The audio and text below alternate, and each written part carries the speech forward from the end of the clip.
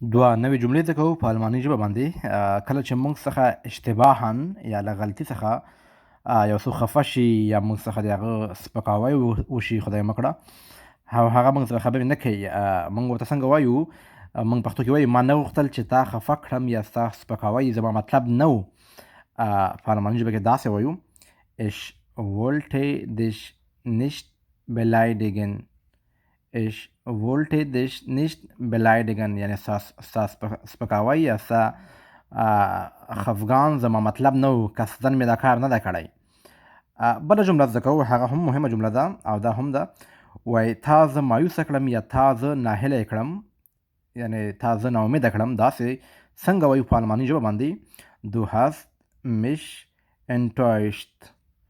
Du hast mich enttäuscht. وایي تا زه مایوسه کړم. دوستانو، اوس هر کوم پوښتنې وي تاسو سره په کمنټ کې وکړئ، تاسو به زه وخت په وخت سره جوابونه درکوم.